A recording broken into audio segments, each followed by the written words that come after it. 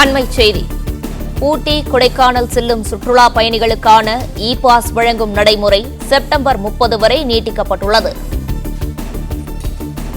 சுற்றுச்சூழல் பாதுகாப்பு தொடர்பான வழக்குகளை விசாரிக்கும் சென்னை உயர்நீதிமன்ற சிறப்பு அமர்வு உத்தரவு பிறப்பித்துள்ளது. இதுகுறித்த கூடுதல் விவரங்களை வழங்குகிறார் செய்தியாளர் ஆனந்தகுமார்.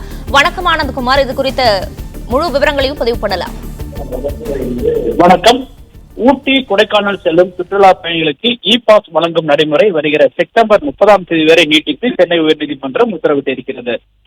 சுற்றுச்சூழல் பாதுகாப்பு தொடர்பான வழக்குகளை விசாரித்த நீதிபதிகள் சதீஷ்குமார் மற்றும் பரத சக்கரவர்த்தி அமர்வு ஊட்டி கொடைக்கானல் உள்ளிட்ட இடங்களுக்கு எத்தனை வாகனங்கள் செல்லலாம் என்பது குறித்து சென்னை ஐஐடி மற்றும் பெங்களூரு ஐஐஎம் நிறுவனங்கள் ஆய்வு செய்து அறிக்கை அளிக்கும் வரை இந்த இடங்களுக்கு இ பாஸ் அமல்படுத்துவது கட்டாயம் என்று உத்தரவிட்டிருந்தது. இந்த நிலையில் இ பாஸ் தொடர்பான வழக்குகள் எந்த நடவடிக்கை எடுக்கப்பட்டது என்பது தொடர்பாக தமிழக அரசின் சார்பில் அறிக்கை தாக்கல் செய்யப்பட்டிருக்கிறது. அந்த அறிக்கையில் கடந்த 7ஆம் தேதி முதல் 26ஆம் தேதி வரை கொடைக்கானல் சுற்றுலாவிற்கு 63,000 கார்கள் உட்பட 82,000 வாகனங்கள் மட்டும் அனுமதிக்கப்பட்டிருப்பதாகவும் தெரிவிக்கப்பட்டிருந்தது. மேலும் இ பாஸ் வழங்கும் முன் வாகனங்களில் வருவோரின் என்ன மாதிரியான வாகனம், எத்தனை பேர் வருகின்றனர், ஒரு நாள் சுற்றுலாவா அல்லது தொடர் தங்குவோல என்ற உள்ளிட்ட விவரங்களை பெற வேண்டும் எனவும் நீதிபதிகள் உத்தரவிட்டிருந்தனர்.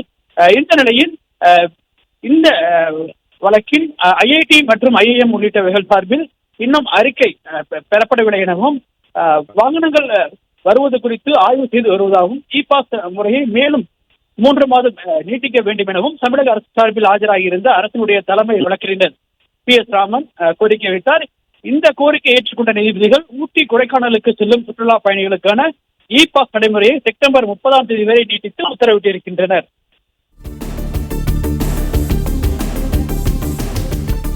விவரங்களை வழங்கியமைக்கு நன்றி ஆனந்தகுமார்.